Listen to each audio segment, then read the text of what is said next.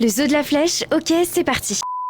Moi c'est Yuna et j'enquête sur tous les avec les animaux qui buzzent sur les réseaux. Et je te dis si c'est bien ou s'il faut boycotter. Alors pour ne rien rater, n'hésite pas à t'abonner. Pour voir le zoo de la flèche, il faut se rendre à 1h du mat. Sur les réseaux sociaux, j'ai vu plein de vidéos de gens qui disaient que c'était un super zoo à découvrir en famille, donc j'ai décidé d'aller voir. Le zoo a été fondé en 1946 et fut le premier zoo privé à voir le jour en France. Ici c'est 1500 animaux de 160 espèces, mais aussi 32 hébergements afin de dormir proche des animaux. Je suis arrivée pile poil pour découvrir l'entraînement des otaries de Californie. L'animation c'est regarder une soigneuse s'entraîner avec plusieurs otaries et surtout faire des numéros. Sur cette vidéo, l'otari ne sait même plus quoi faire, il est complètement perdu. Tout ce que vous voyez ici, ce n'est pas naturel et ne le sera jamais. Pensez pouvoir sensibiliser ses enfants, un animal enfermé n'a aucune réelle pédagogie car aucun animal en captivité aura la même façon de vivre que dans la nature. Le numéro ici est juste appelé training médical, une façon de garder le lien avec l'animal mais surtout de le stimuler. J'ai ensuite enchaîné avec l'animation de 15h qui s'intitule Rencontre avec le soigneur des oiseaux. Ce que vous voyez, c'est un oiseau qui vole et qui vient de lui-même d'un bras à l'autre, mais regardez bien la récompense. Parce que oui, pour qu'il vienne d'un bras à l'autre, c'est surtout grâce à cette petite sacoche où dedans il y a de la nourriture. Celle que vous voyez ici, c'est Elfie, elle est née au zoo et ne partira jamais. Au zoo, cette espèce fait partie d'un programme de réintroduction dans la forêt noire en Allemagne. Les parents d'Elfie sont le couple reproducteur du parc. À la base, il y avait 3 bébés. Elfie est restée, une femelle est partie en Allemagne et une autre dans un zoo pour faire un couple reproducteur. Au zoo de la Flèche, ils ont aussi des tigres blancs. Et ce qui m'a le plus choqué, c'est leur phrase sur leur panneau. Parfois, grâce aux anomalies de la nature, émergent de magnifiques animaux, c'est le cas du tigre blanc. Un tigre blanc est tout sauf naturel. Il est atteint de leucisme, une anomalie génétique. Et tout ça n'est que le fruit d'une consanguinité datant dans les années 1950 où on a reproduit père et fille pour créer un tigre blanc. Tout ça, c'est la captivité qui l'a créé. Et bien sûr, qui dit captivité dit stéréotypie. J'ai vu un rhinocéros indien reproduire sans cesse le même chemin du grillage jusqu'à l'entrée de son enclos. La stéréotypie, j'en parle dans presque toutes mes vidéos, c'est le fait de reproduire sans cesse le même chemin, une répétition maladive. Et pour finir, ma pire rencontre fut celle avec les guépards. Je suis tombée sur 2 guépards qui avaient leur enclos face à la grande plaine sur les herbivores d'Afrique. Est-ce que le zoo fait passer ça comme un enrichissement leur permettant de garder leur prédation? Bonne question. Le pire, c'est que j'ai l'impression de narguer les guépards avec la liberté qu'il ne vivra jamais. Vous l'aurez compris, le zoo de la Flèche, c'est un gros appel au boycott. Aimer un animal, ce n'est pas le voir enfermé.